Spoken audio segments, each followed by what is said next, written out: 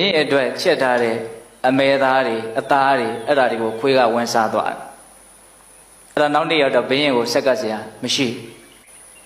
ဒါဟာအသက်ဆုံးရှုံးသည့်အထိရာဇဝတ္တန်တက်နိုင်တဲ့အနေအထားပေါ့အဲ့တော့သူကလည်းမရမကကြံဖန်ရတယ်ဖြစ်ချင်တော့နောက်နေ့ကဥပုပ်နေ့မို့လို့ဈေးပိတ်တယ်တဲ့သွားဝယ်လို့မရအဲ့တော့နဲ့ရတကကဘလို့ကြံလဲဆိုတော့တင်းချိုင်းမှာလက်လက်ဆက်ဆက်မြုပ်ထားတဲ့သူသေးကောင်ကိုညတွင်ချင်းသွားရှာတယ်အဲ့ဒီသူသေးကောင်ရဲ့ပေါင်သားကိုလှီးပြီးတော့ယူလာတာအဲ့ဒါကိုချက်ပြီးတော့ဘယင်ကိုဆက်ကတ်တယ်ဘလူဘဝမှာဘဝပေါင်းများစွာကျင်လည်ခဲ့တဲ့အဲ့ဒီပြမရကနိကတဲ့အနေအထားဘဝတန်တရားမှာဘီလူဘဝပေါင်းများစွာအဲ့ဒီလူသားကိုယတကကချက်ပြီးတော့လဲကတ်လိုက်ရသူရှားဘောကိုတင်လိုက်တယ်အဲ့ဒီအသားတုံးတုံးကိုအကျော်ပေါင်း9000တခါတည်းပြန့်ပြီးတော့နှံ့ပြီးတော့စိမ့်သွားတယ်တဲ့အရန်ကြိုက်သွားတယ်ဒါပါလဲပေါ့ဘဝဓာတ်ခံရဲ့အနေအထားတွေရဲ့ရိုက်ခတ်မှုလည်းပါတာပေါ့နော်အဲ့ဒါနဲ့သူတိုးတိုးလေးမေးတယ်ဒါဘာသာတုံးပေါ့သူ့ရဲ့မျက်နှာမှာအရန်မှလည်းတုံလှုပ်နေတယ်အဲ့တော့ယတကကလိန်တယ်ဒါအမဲသားပါခါတိုင်းစားနေကြအသားပါ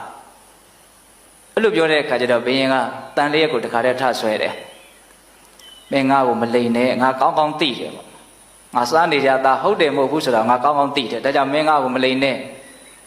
တခါတည်းတန်လျက်နဲ့ထောက်ပြီးတော့မေးတဲ့အခါကျတော့ဘယင်မင်းနဲ့တက်ရင်လည်းသေရပါလိမ့်မယ်ပေါ့ဒါလူသားပါလူသားလို့လည်းပြောလိုက်ရောဘယင်ကတခါတည်းမျက်နာကပြောင်းသွားတယ်ပြောင်းသွားတာကအလိုမကျတဲ့အမူအရာမဟုတ်ဘူးအလိုကျတဲ့အမူအရာတန်လျက်ကိုချပြီးတော့အေးတဲ့ဒီကိစ္စအရေးကြီးတယ်မင်းဘယ်သူမှမပြောနဲ့ဒီရှိကိုတဲ့ငါ့ကိုဘယ်အသားမှချက်ပြီးတော့မပေးနဲ့လူသားကြီးချက်ပေးတဲ့လူတွေဆိုတာကြိုက်မိကြရကြိုက်တာပဲเนาะတကယ်ကြိုက်လာပြီဆိုလို့ရှိရင်အတိညာဟာမှောင်ကျသွားတဲ့သဘောရှိတယ်ဘုရင်တို့အဝိဇ္ဇာပစ္စယသင်္ခါရအစရှိသဖြင့်ပရိစ္ဆေသမုပ္ပါဒေသနာမှာဘာကြောင့်တတ္တဝါတွေဟာလိုချင်တာလဲလို့မေးရင်မသိလို့လိုချင်တာလို့အလုံးမှတ်သားဖို့တယ်ဒုက္ခသစ္စာကိုမသိလို့လိုချင်တာပေါ့မသိလို့လိုချင်တာကိုပဲလူတွေဟာအတိများရတယ်လိုချင်လို့မသိသွားတာကိုကြတော့စဉ်းစားမိခဲ့တယ်ပေါ့မသိလို့လိုချင်တဲ့အပိုင်းရှိသလိုလိုချင်လွန်းလို့မသိသွားတာလည်းရှိတယ်ရချင်လွန်းလို့ညံကန်းသွားတာလည်းရှိတယ်အဲ့ဒါနဲ့ဘုရင်ကဒီကိစ္စအရေးကြီးတယ်ဒါကြောင့်ငါရှိဒီရှိကိုလူသားကြီးဆက်ပြီးတော့ပေးရမယ်အဲ့တော့ဘုရင်မင်းနေရတဲ့နေတိုင်းလူကဘယ်လိုလုပ်ရနိုင်မလဲ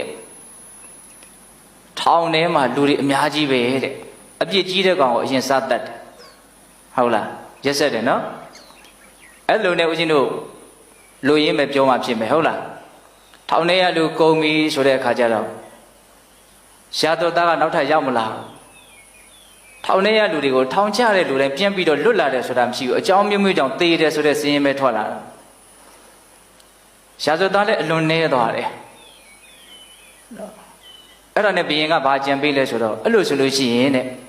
လမ်းပေါ်မှာအတပြားထောင်တုပ်တွေကိုပြစ်ချတာကြလို့ကောက်မိလို့ကတော့အဲ့ဒီလူတခိုးပဲဆိုပြီးတော့ထောင်ထဲဆွဲခံရမယ်ထောင်ထဲရောက်ရင်တတ်တယ်ဒါနောက်ကျတော့လမ်းပေါ်မှာဘယ်လိုအတပြားတို့ပြစ်ချထားလို့မှဘယ်သူမှကောက်မလို့မရှိဘူးကြည်တော်မကြည်ရဲဘူးတဲ့ကဲလူတွေဥပဒေလိုက်နာတယ်ဆိုတာနော်ကြောက်လို့လိုက်နာတာနော်ဟုတ်တယ်မဟုတ်လားစဉ်းစားနော်အများကြီးတွေးတရားရှိတယ်ဟုတ်လားအဲ့ဒါနဲ့ဘယင်ကဘယ်လိုဆက်ပြီးတော့အကြံပေးတော့လူရအောင်ဘယ်လိုလုပ်ရလဲဆိုတော့